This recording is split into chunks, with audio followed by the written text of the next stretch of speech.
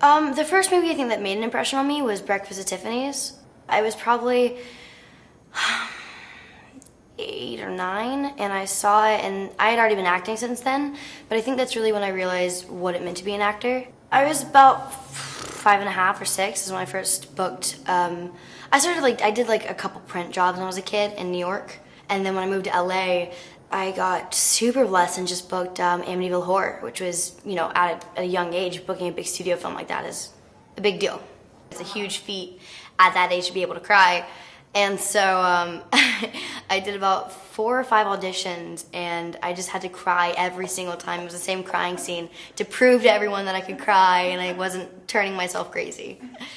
When I found out about KickAss, I was I think 10 when I found out about it, and then when I booked it, I was 11. A month before Wanted to come out with Angelina Jolie, and I was obviously obsessed with Angelina. And, you know, I told my mom, I was like, I want to do something really cool like Angelina, but like not super kiddie. You know, I don't want to be running around with like little laser guns and stupid stuff. And my mom was like, oh, that'll never happen, you're 11.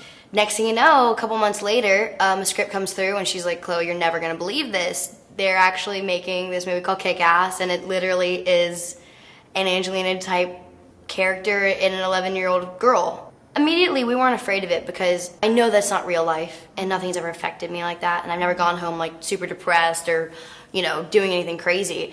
And so she was never afraid of letting me do the movies. Basically, I got a call from my agency, and they were like, look, Martin Scorsese is making a movie.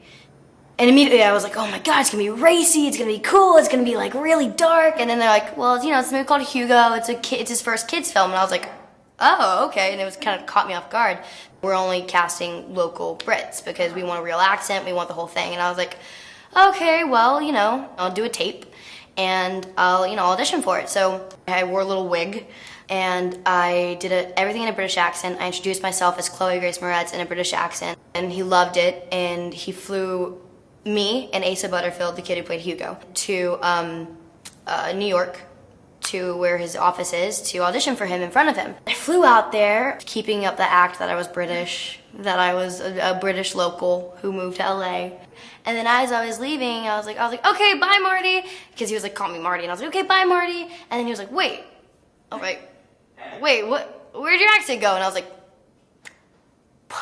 funny story. I'm not British. I lied. To be honest, I feel most comfortable and most confident with myself when I am in front of a camera and on screen. I've learned to watch myself by watching myself in third person. So when I watch a movie of myself or I see pictures of myself, I comment as third person, not as, oh, I look good there. So I'll be like, oh, I like that, but that, you know, she could have done better. If I talk about, like, for instance, Carrie, I'll be like, oh, you know, Carrie, da-da-da-da.